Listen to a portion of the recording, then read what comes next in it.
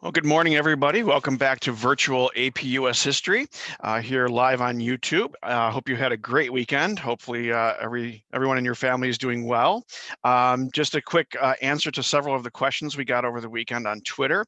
We're covering the remainder of the course because colleges requested that we do that. So in order for you to get college credit, this was the request that is being fulfilled by us making sure that the remainder of the course is covered for you. So again, we're going to emphasize skills, and those skills will be the same skills that will be tested on the AP exam this coming May.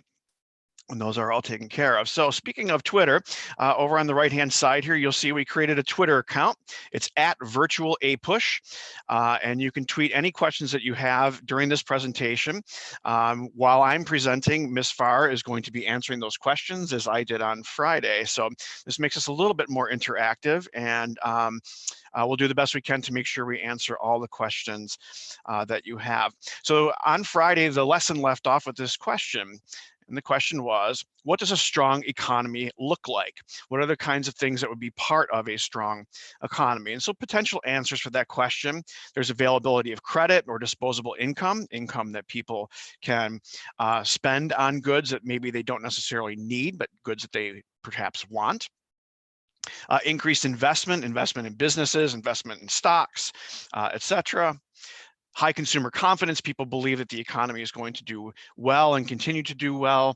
People have good paying jobs, which means, of course, that they have disposable income, and they can use that disposable income maybe to invest.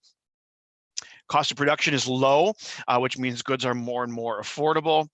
Just as a couple of quick examples. Now, the reason that we asked this question is because the first half of today is about the economy after World War II, which was a very strong economy. And we'll check back on this list to see if we covered most of that during the course of the lesson. So there's the first topic is 8.4, the economy after 1945. And the skill we're going to look at here is using evidence to support an argument and interpreting secondary sources. So we're going to look at a historian passage at the end of this and see if you can connect some of the information that I'm going to cover here with you in a little bit to that secondary source. This is a skill that, of course, gets asked in the multiple choice section, but it also gets asked in the short answer question section of the exam. Can you read a historian's interpretation and suggest and explain how a piece of evidence can be used to support that? So some things that you should already know. The background of the story here is, of course, the Great Depression, which hits the United States in 1929 and puts the economy that had been doing very well in the 1920s. It had many of the characteristics that I just mentioned a few minutes ago. So the 20s was a pretty good decade, and the 1930s, of course, was not a very good decade. The stock market crashed, and banks, ultimately, there's a run on banks, and people were unemployed. The Dust Bowl happens, all kinds of terrible things in that calamity. But World War II brings us out of that, and that's really sort of the background of this, that wartime production made the economy really hum. It eliminated unemployment and brought the economy to a situation where we actually had to have all kinds of people working because there were more jobs than people. Overriding question, what caused the American economy to grow in the post-World War II period? That's the topic here, of course, so think about causes here as we go through. And at the end of the lesson, you should understand how to use evidence to support a historian's argument. So some reasons why America's economy grew after World War II. One is this thing called the baby boom. And the baby boom, of course, refers to this large number of children that was born in the post-1945 period. And servicemen were coming home from World War II, and they wanted to have families. Of course, they had been over fighting the war and had to put off having families, including the person that you see here, which happens to be my maternal grandfather, and my mother and her three siblings. They're the classic baby boom generation. He fought in World War II. He actually got married the week before Pearl Harbor, and of course, ended up going off to war after Pearl Harbor happened, and did not start having a family till after World War II. And so you see the four children they ultimately had here in this photograph. The GI Bill, which was a great assistance from the federal government, gave those returning GIs help in purchasing homes by helping them secure mortgages, or helping them to go to college, which of course gives them the opportunity to make even more money in higher paying positions or jobs. So the GI Bill definitely helps. It's connected here to the baby boom, and this creates a demand for housing. Of course, there's not enough housing built in the United States. So we have one example of the growth of housing in the post-war period is Levittown. These are mass-produced houses. I'm going to show you a quick clip here. It's less than a minute of a time. It's a video that shows a house being built, and it's sort of a time-lapse photograph almost in motion here. The building of a house in one day is shown during the next 45 seconds by stop-motion photography.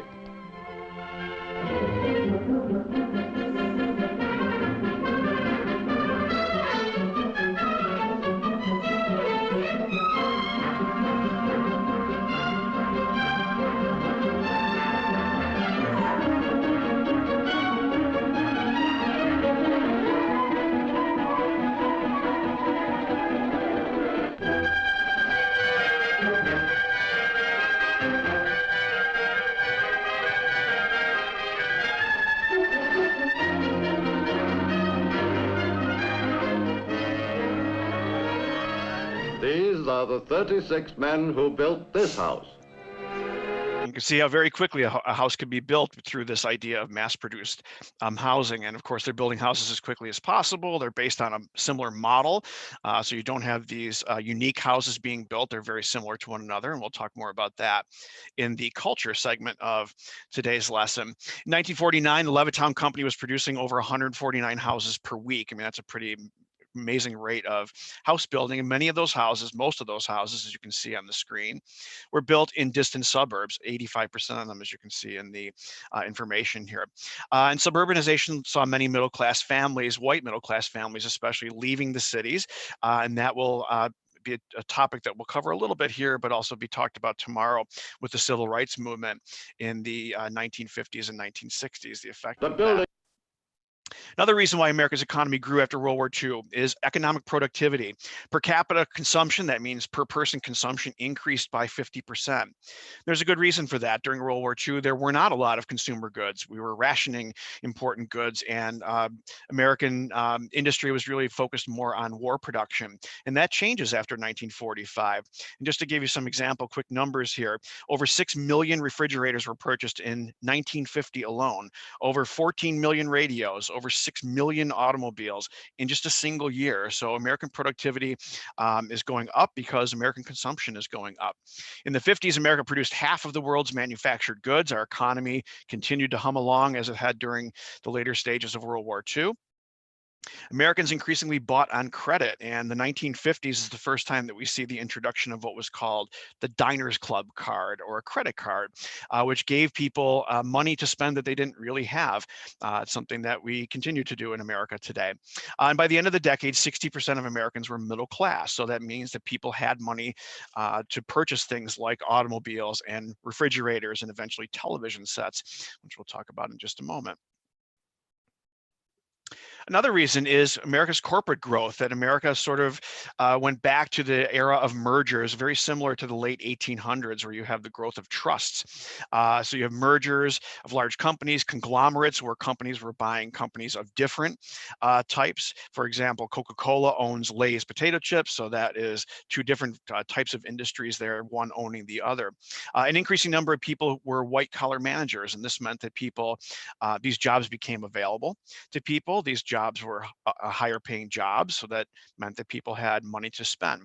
And large shopping centers were created in suburban areas to give people access to those goods that they might not have had before.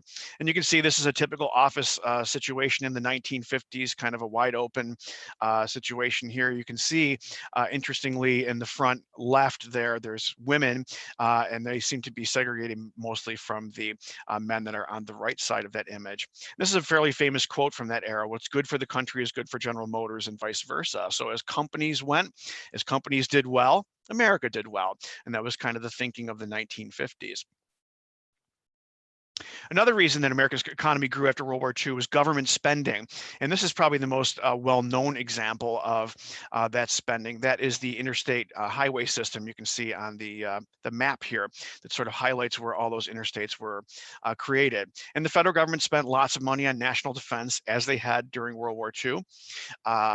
Eisenhower, when he left the presidency, would refer to this as the military industrial complex, the defense industries that were building weapons that the military was requesting and asking for, spending money on. And of course, we had to keep up with the Soviet Union. So building more planes, more bombers, eventually more missiles, building up our space program. All those things are things that help to increase the economy as the government is investing in that. The other thing about the highway system is that it connects suburbs with cities. So you have people now can live in the suburbs that we saw a couple of slides ago, but make their way into the cities thanks to the highway system that you see here. And it's connected, really connects the country to one another in many ways. Technology is another answer to this question, why America's economy grew after World War II. By 1960, by the end of the 1950s, 3/4 of all Americans owned at least one television set.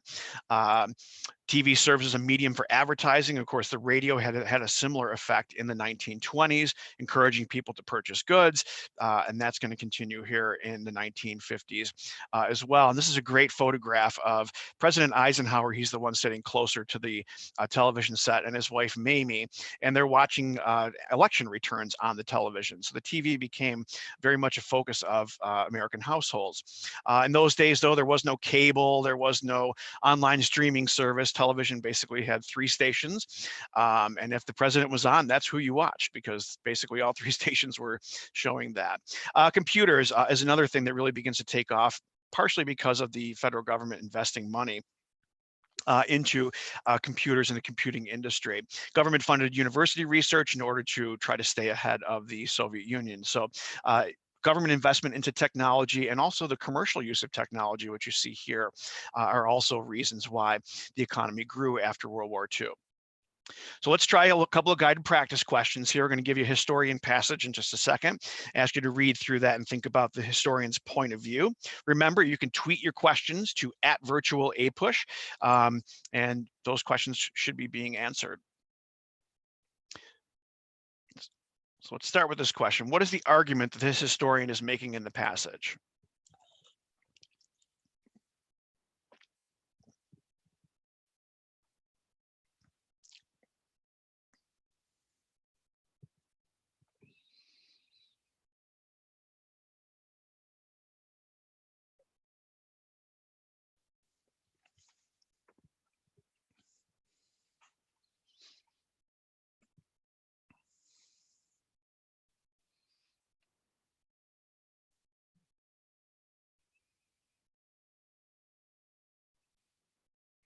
All right, time's up. So hopefully you had a chance to read through that, this passage. So some potential answers for that question. Economic growth in the post-war period was very strong. Actually, they talk about how it increases, accelerating in the 1950s and hitting, as he calls it, unimaginable heights in the 1960s. And economic growth changed how people perceived their lives, which is something we'll talk a little bit more about in the second half of today's lesson with the culture stuff. All right, so a couple check for understanding questions. Same historian passage here. What's one piece of evidence that you could use to support this historian's argument? So think about the things we just spent a few minutes talking about. Can you connect that to what Patterson is saying here? So start the timer for you.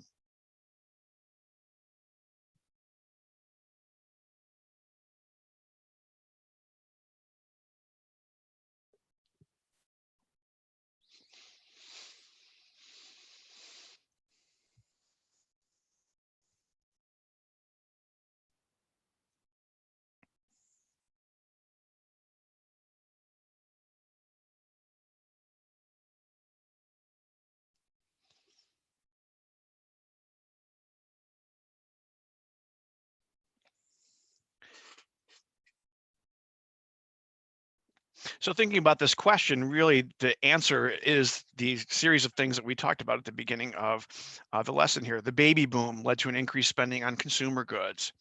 American productivity increasing after World War II is another potential answer. And you wouldn't have to have all of these. Any one of these should be good enough to get you credit on the exam as long as you connect it to the argument. And that's a really important piece of the story here.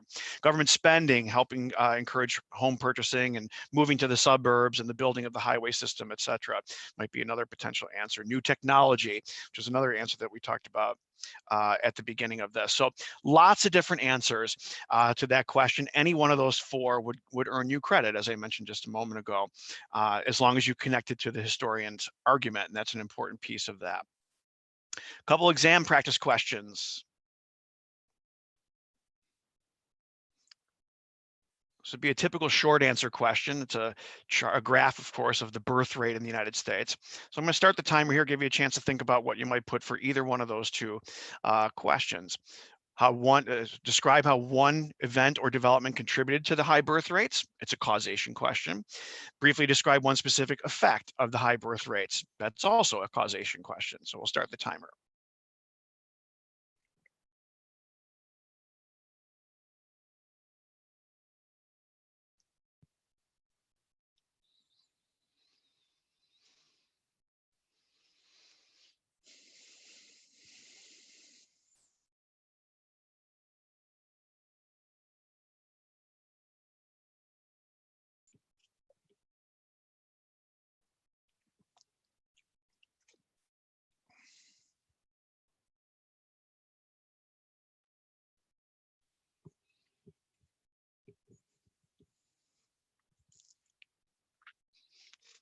Okay, so let's check out some answers here. So for the first one, A, one specific historical event. Hopefully you talked about the baby boom, because that's really what this graph is showing you here, especially the gray bars in the middle part of that demonstrate that increased birth rate during that period, 1945 to 1965. Soldiers returning home would be one example or one answer to that. The GI Bill would be another answer to that question. These are reasons why that the birth rate increased in the United States. Specific effect of that, what is the effect of the baby boom? There's, again, lots of possible answers to that. And I put just a couple of them here for you. The growth of suburbs as families grew, the increased demand for consumer goods is another effect of this. The more children there are, for example, the more products that there are that are going to need to be purchased by people. Okay, so that's the first half of our lesson. We're going to move on here to the culture part of the lesson. And in this half of the lesson, we're going to look at topic 8.5, culture after 1945. And the skill we're going to try to focus on here is contextualizing, trying to understand how this fits into a larger picture. How do we frame this to understand where it sort of belongs in American history in the story? We're going to try to make that connection with both economic and political things. So what should you already know? You should already know something about mass culture from the 1920s. So hopefully your teachers or you had a chance to get through that portion of the course, the growth of mass culture in the 20s, including things like the radio, including things like movies, excuse me, etc. And hopefully you have a little bit of practice with the skill of contextualization. It seems to be a skill that many students struggle with. So if you struggle with that, please don't feel that you are alone, certainly in that. Overriding question for this half of the lesson, how is culture shaped by the Cold War economy? So here I'm trying to get you to think about, what does the economy have to do with what's going on in culture? In other words, how does the cultural changes, how do they meet or match or fit in the overall economic story that I reviewed in the first half of the lesson? At the end of the lesson, you should understand the ways American culture was more homogeneous or more similar to itself, and the ways that some Americans challenged what some people call the conformity of the 1950s, or the homogeneity is the term that the College Board or the AP seems to be using. So for the warm-up, I have a quick little quiz here for you. This is a quiz that comes from a long, long time ago. It was actually, these are questions that appeared on a home economics test. So let's see how well you do. Hopefully you have a scrap of paper sitting nearby and you can try to answer these questions. So here we go.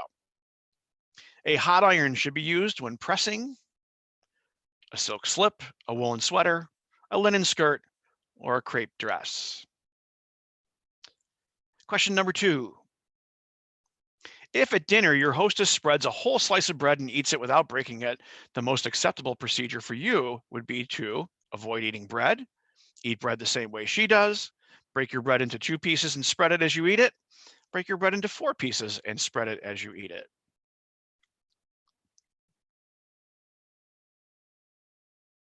Question 3.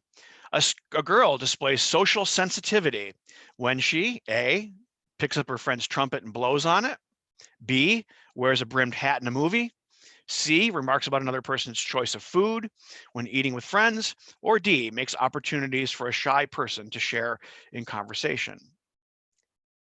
Question 4. Which of the following remarks will help a child form good food habits? A, no dessert, young man, until you eat every bit of that dinner. B, eat the crust, Ellen, they will make your hair curl. C, here's a small serving of beets. You may have more if you want them. Or D, I've known little girls to become sick because they wouldn't eat their carrots. Number 5, which of the following is a good rule for the weekly cleaning of a bedroom? A, begin cleaning at the top. B, start sweeping at the door. C, be sure windows are closed to keep out the dust. Or D, straighten dresser drawers. Number 6, which of the following features in a child's clothes would tend to delay his learning to dress himself? A, large buttons, B, zipper fasteners for openings, C, openings at the back of the garment, or D, kimono sleeves.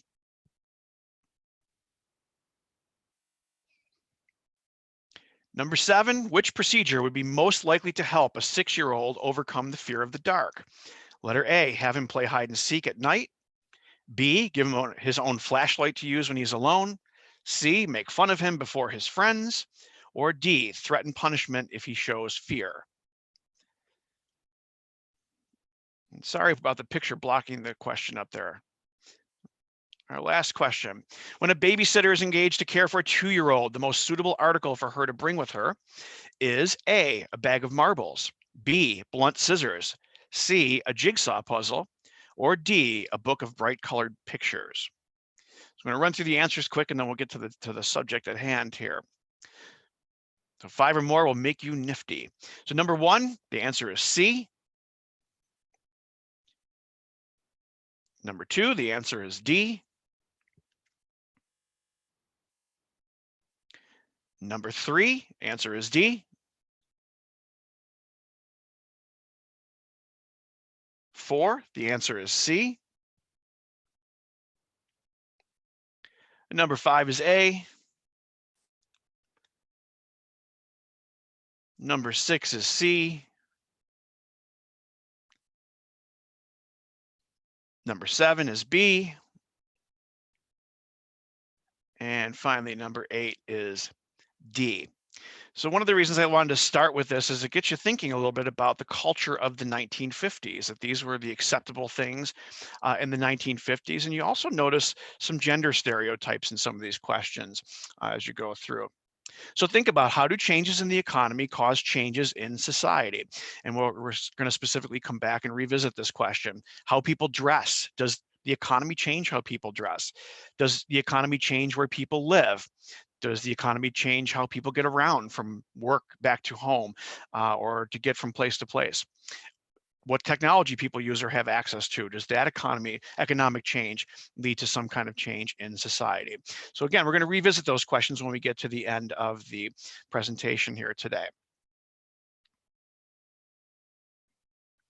So we're going to look at how the culture of the 50s is connected to the larger economic and political developments. We're going to try to contextualize the story of the culture of the 1950s.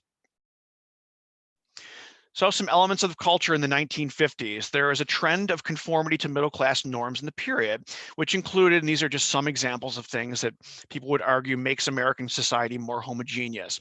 Defined gender roles. I don't know if you noticed in the quiz when we went through the quiz questions just a few minutes ago that the babysitter, for example, was assumed to be a girl, and the person serving dinner was assumed to be a woman, the hostess, as it said in the question. So there were very defined gender roles. Men were supposed to be college educated, separated, and they were supposed to be the breadwinners. They were to go to work, bring home the money to support the family, and of course, mom was expected to stay at home. And I use the term domesticity here on purpose. Hopefully that gets you thinking a little bit about the cult of domesticity, which occurred in the 1800s, a long, long time before that change that came about as a result of the market revolution. More on that a little bit later when we get to the review section of the course. Anti-communism, and you saw a really great example of this during the presentation on Friday if you tuned in. To support communism is un-American, and we had really extreme versions of that with things like HUAC, with things like McCarthyism, the execution of the Rosenberg. So to not be American, to support communism in any way, was outside what was accepted or expected of people in the 1950s. Fear of the Soviets and belief that America would ultimately defeat them. There is an optimism in the 1950s that Americans would ultimately overcome the Soviet Union, that the Cold War would go in the favor of the United States, and that's an important part of it. Christianity and faith in God, you see things like "In God We Trust" being put on money for the first time. This is a small example of that. And consumerism, living the American dream, having a house in the suburbs, having a nice car, having children, of course, and having all the latest in appliances. Keeping up with the Joneses is a very old way of saying that. It's an old saying.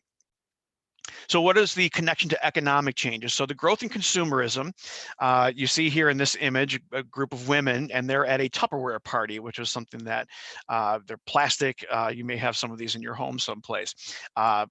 Plastic dishes that people would sell. So more and more Americans were purchasing products that others were purchasing.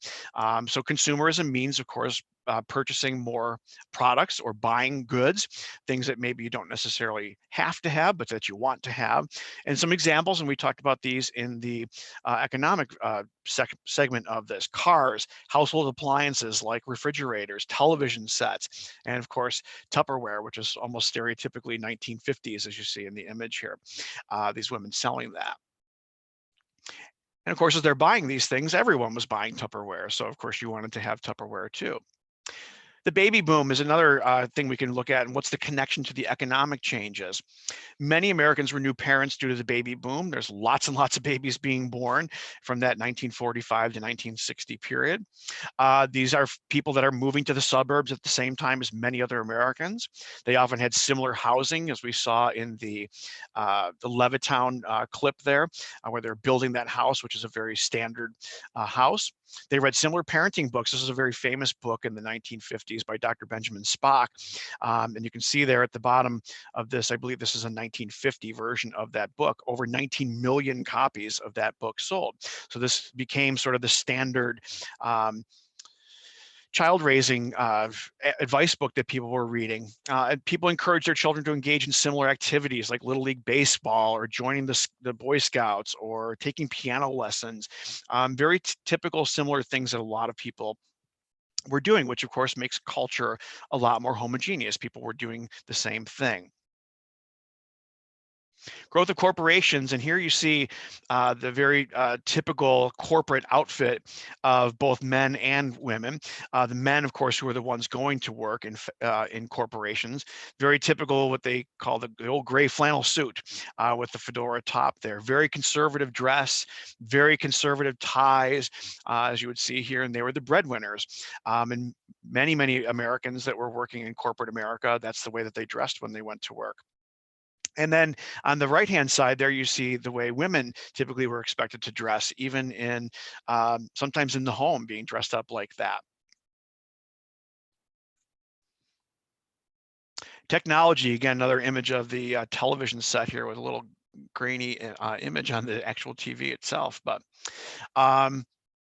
so technology, including the car, the culture of the car grew during the 1950s. You begin to see drive-in movies because people now can use it to go in their automobiles to watch movies. Family vacations, in the car, for example, driving restaurants. McDonald's gets its start in the 1950s and really takes off as a chain across the United States. And again, these are things that many Americans were engaging in. So this is the homogeneousness or homogeneity of the 1950s. Television as well. If you've ever seen on, there's lots of stations that air these old 1950s programs, but one of my favorite is Leave It to Beaver, which reinforces this idea of the father going off to work. And of course, he comes home at the end of the day and his wife has been home and she's taking care of the children and of course has cleaned the house and made dinner. It's very representative of what many people thought was the ideal family in the 1950s. And television programs like that help to reinforce that stereotype that this is what you're supposed to do. And of course, the TV also served as an advertiser of consumer goods, as it mentions here on the slide. What's the connection to political events? So shifting gears here just a little bit, there's also a connection between cultural events, this culture of conformity, and political events of the 1950s. And a common fear of Americans was the threat of nuclear war. So I'm going to show you just a quick little clip from a very famous video that was supposed to train you on what to do in case there was a nuclear war. He did what we all must learn to do. You and you and you and you duck and cover. Be sure and remember what Bert the Turtle just did, friends, because every one of us must remember to do the same thing. That's what this film is all about. Duck and cover. First, you'll have to know what happens when an atomic bomb explodes. You will know when it comes. We hope it never comes, but we must get ready. It looks something like this. There is a bright flash, brighter than the sun, brighter than anything you've ever seen. If you were not ready and did not know what to do, it could hurt you in different ways. It could knock you down hard or throw you against a tree or a wall. It is such a big explosion, it can smash in buildings and knock signboards over and break windows all over town. But if you duck and cover like Bert, you will be much safer. You know how bad sunburn can be. Okay, so you get a taste of that film. So in the 1950s, this is when they began to have what were called civil defense drills. They're similar to what you do in your school, I'm sure, these shelter-in-place drills. In the 1950s, you ducked and covered underneath your desk. People built homemade bomb shelters in their backyards because they were afraid of the coming of the atomic bomb. And so this became sort of a fad in the 1950s. And of course, McCarthyism is a good example of that political connection that people all were experiencing, that anti-communist feeling, obviously to different degrees. But He did. now, not everybody supported this. Some people challenged the conformity of the 1950s, and I'll give you a couple quick examples of that. So Jackson Pollock is the guy that you see here on the right side of the screen. And so he is painting in a very, very non-traditional way. You can see the canvas is laid out on the floor there, and he's actually spraying paint using his brush by kind of splattering it across the canvas. And the result is the color image that you see here on the left-hand side of the screen here. So this is not at all conforming to 1950s sort of, this is the way we've always done it kind of thing. This is very much intending to go against that. And you can see the example here. This is called Convergence, which happens to be at an art gallery in the city where I'm from. Other people, intellectuals, challenged the conformity of the 1950s. People began investigating or wondering about whether this was really a good thing that everyone was acting in a similar way. Was this affecting people in the same way? So this is one example of that, the Lonely Crowd, which was a research study. And it basically talked about the ill effects of conformity, that people felt more and more of the pressure to try to get their neighbors' approval. People were afraid of being an outcast. People were suppressing their individualism and their individuality, and that maybe this wasn't such a positive thing for the United States. So again, another challenge to that homogeneity or conformity of the 1950s. And finally, young people that were known as the beatniks. And the beatnik group is a group that was not very happy with the society that they found themselves in. They believed in individual expression. There's some great examples of poems, many of which I can't post on the screen here because of swear words that were in them and some of the subjects that they got into. But they questioned the conformity of the 1950s. They didn't like what was happening. They wondered about individual expression and what was happening with that. And many of the beatniks, especially Allen Ginsberg, would go on to be a very famous hippie in the 1960s. So in some ways, they're sort of a precursor or sort of a foreshadowing, if you will, of the counterculture, but we'll get to that topic in a later lesson here. So beatniks were, Jack Kerouac is one of the more famous of them. You can see the cover of the book that he wrote. It's called On the Road. It's basically a story of him and his friends, and they get in a car and they drive across America, and they experiment with all kinds of things that would not have been acceptable to their parents, including drugs and girls and things like that. So these are people that were, again, intentionally going against the conformity of the 1950s or the homogeneity of the 1950s. So to go back to our original question, how did changes in the economy cause changes in society? How people dressed was changed. The culture was changed because of that economic change. People going to work, wearing the same kinds of clothing. Where people lived, they could now live in suburbs. So a lot of people did live in suburbs, and culture, again, became more homogeneous. How people get around. Again, we talked about the highway system that was built here, the increasing number of American families that had cars is another example of that. Technology people used or had access to, especially television, certainly has a big effect on the culture of that period. The economic availability of the television makes a connection here to the culture and norms of the 1950s. So hopefully you're seeing some of the connections here between the social or cultural aspects of that era and the economic and really political aspects of that era as well. So quick check for understanding here. We're going to take a look at a little advertisement for Levittown houses.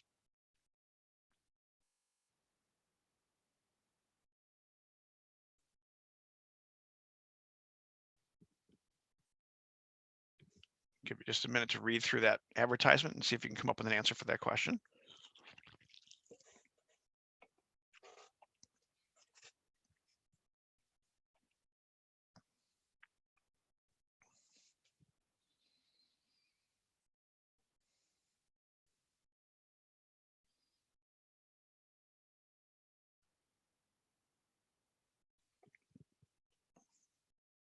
See, we're gaining some followers there on @virtualapush. Don't forget you can tweet questions to that Twitter site.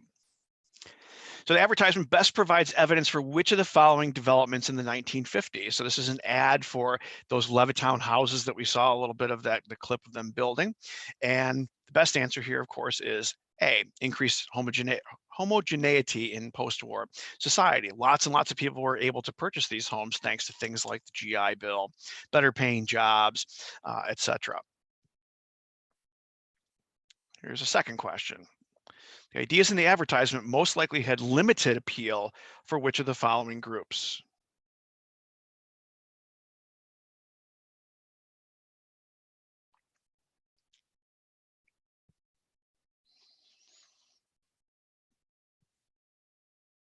Again, think about which groups would be benefiting from Levittown.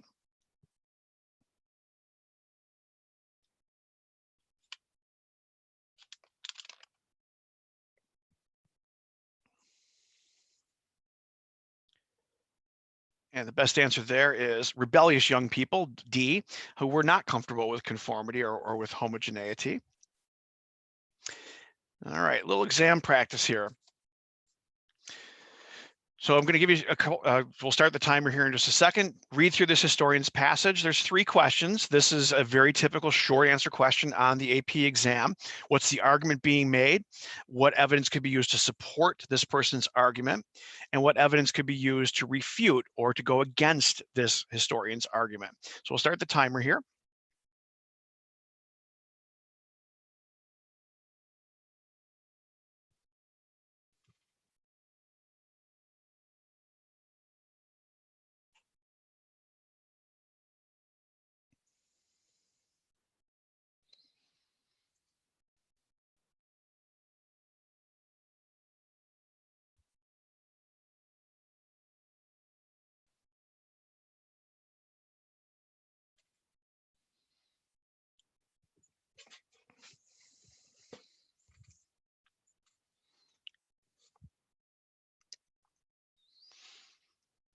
Okay, there's a great question on Twitter here from Liliana, and she says, I often write too much on SAQs. How can I concisely limit my word count while meeting the time constraint? That's a great question. So I have a hint that I actually learned from another teacher a couple years ago, and she uses it's called IDC, identify, describe, and connect to the argument. So identify whatever your answer is, describe what that is briefly, and connect it to the argument. 3 quick little things to do with each of the questions. So the argument being made by this historian, one answer to that question is that Americans were encouraged to conform to social trends in the period. And Elaine May's book basically talks all about that. And it's actually a very interesting connection between the cultural changes and the political idea of containment. What evidence could be used to support this argument? So most of the lesson today is evidence for that. Television, for example, reinforces the middle class idea of men being the breadwinner and women staying at home, because she talks about that in the passage. And make sure that you make that connection back to the passage, that IDC idea, identify, describe, connect it back to what this historian is arguing. So for example, if you just said television would support this, you probably aren't going to get the credit on the exam because it doesn't make the connection explicit. Make sure that you write that out. And finally, what evidence could be used to refute this argument? So what's the other side of the story? Or if we wanted to disagree with this historian, what could we say? And we could say things like young people such as beatniks rebelling against the expectations of middle-class America. They're actually rebelling against that suburban sort of classic old-fashioned lifestyle.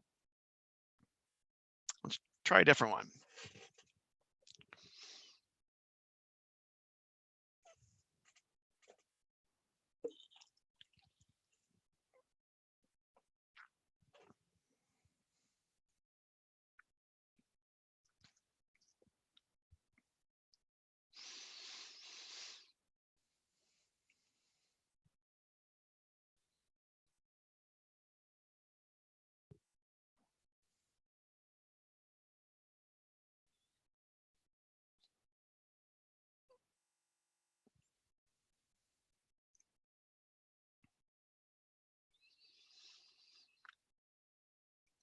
Okay, so this question really gets at the heart of contextualization. The question asks, what connection is this author making between the economic context of the period and its impact on culture? And William White was another one of those intellectuals that was questioning the impact of homogeneity. So here's a possible answer for that. The growth of corporations and conglomerations is being referred to in the first paragraph. He makes a link to the feeling of conformity or losing a sense of individuality within the new large business organization. And he's questioning whether that's a good thing or not. That middle paragraph, he says, more than ever do we need to know how to resist the organization. And he's talking about large corporations or companies here, sort of the corporate culture of the period. So that wraps up today's lesson. Thank you very much again for watching. I'm going to show you the practice question for tomorrow's lesson in just a moment, and we'll review the answer at the beginning of tomorrow's lesson. Don't forget, you can tweet those questions to @virtualapush. We try to answer those when we during the presentation for sure, but we'll also try to answer those questions later on if we need to do that. And also, if you know anybody that's having trouble with technology, getting access to this, please make sure you direct them to this site, cb.org/tech at the bottom. And the College Board is working on solutions to try to help you get access in order to help you out with that. To connect you in with the resources that we're providing for the exam. So our question for tomorrow, practice question, what were the goals and strategies of Booker T. Washington, W.E.B. Du Bois, and Marcus Garvey with regard to civil rights? So hopefully this is a nice way to tie in a little review for you. Go back and think about Booker T. Washington. How is he trying to accomplish a gain in civil rights for African Americans? How is W.E.B. Du Bois trying to help African Americans gain civil rights in American life? And Marcus Garvey in the 1920s, what was he doing to try to help African Americans gain civil rights in that period? So think about, what were the goals and strategies? What did they hope to accomplish? And what were they doing to try to accomplish that?